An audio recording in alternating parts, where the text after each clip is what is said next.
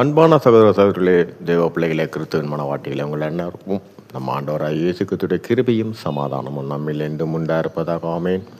இந்த நாளிலும் பரிசுத்தாவின் வெளிப்படுத்துகிற சத்தியத்திற்காக நன்றி செலுத்துவோம். இந்த நாளில் கிருபையை கிருபையாக உணர்வது எப்படி,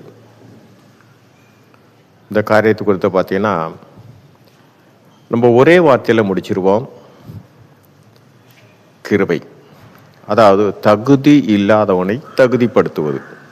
அது பரலோகத்திலிருந்து தேவனுடைய ஈவுனால கிடைச்ச கிருபை. இங்கே உலகப்பூர்வம் பார்த்தீங்கன்னா வீட்டில் கூட சில பெற்றோர்கள் இருக்கிற பிள்ளைங்களே ஏதாவது ஒரு பிள்ளைய மட்டும் சொல்லுவாங்க, இவன் இப்படியே இருக்கிறான்,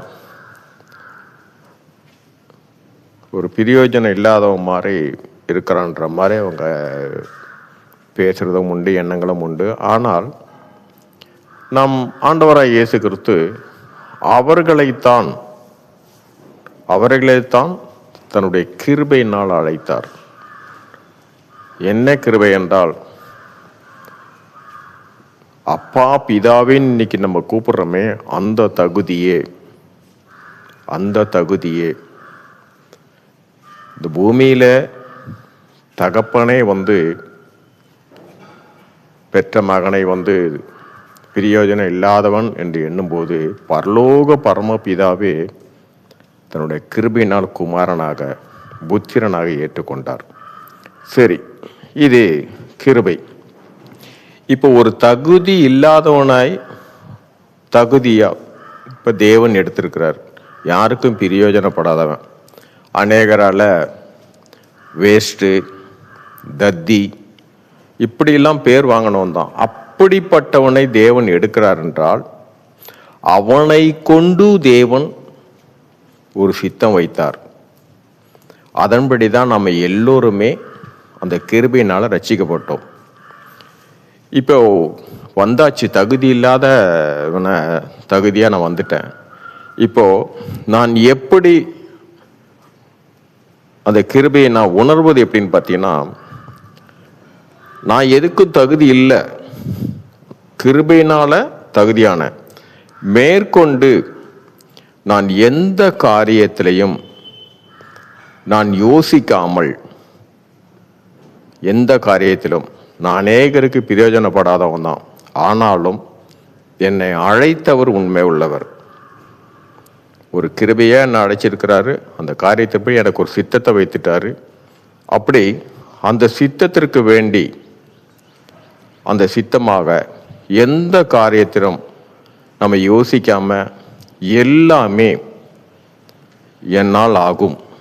அப்படி நம்மளோட விசுவாசம் என்னவா இருக்கணும்னா, எந்த கிருபையின் மூலமா நம்மளை அழைத்த தேவனோ அவர் மீது இருக்கும்போது கண்டிப்பாக நம்ம அழைத்த அழைப்பும் தேவன் நம் மேல் வைத்திருக்கிற சித்தமும் உணர முடியும். அதன்படி நம்மளை நடத்துகிற பரிசுத்த ஆவியானவரும் நடத்தி கொண்டு செல்வார்.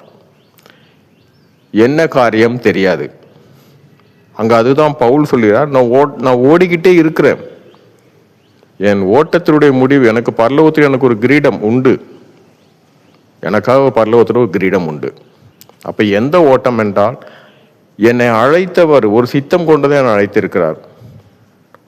அதை குறித்து நான் யோசிக்கவோ பின்வாங்கிறதுக்கோ எதிலையுமே நான் அந்த சிந்தைக்குள்ளே நான் வரல, உலகப்புறமா சிந்தைக்குள்ள வரல.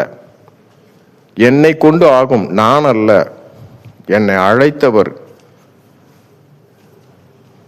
தகுதி இல்லாதவனை தகுதியாக்குற அந்த கிருபையின் மூலமா என்னை அழைத்தவர், அவர்தான் இதை செய்து கொண்டிருக்கிறார். அப்ப நம்மளோட விசுவாசம் பார்த்தீங்கன்னா ஒன்றுமில்ல, உலகப்புறமா சொல்றேன், நம்மளால அடைய முடியாத ஒரு பெரிய அமௌண்ட் நம்ம வியாபாரத்துக்கோ வீடு கட்டுறதுக்கோ நமக்கு தேவைப்படும். ஆனால் ஜெபம் பண்ணுவோம், ஜெபம் பண்ணி ஆண்டவர்கிட்ட பெற்றுக்கொள்வோம். அதை எப்படி அடைக்க போறோம் என்று நமக்கு தெரியாது. ஆனால் சரியாக அந்தந்த காரியத்தின்படி அந்த கடனை நம்ம அடைச்சிக்கிட்டே வருவோம். தகுதி இல்லை, ஆனால் அவருடைய கிருபை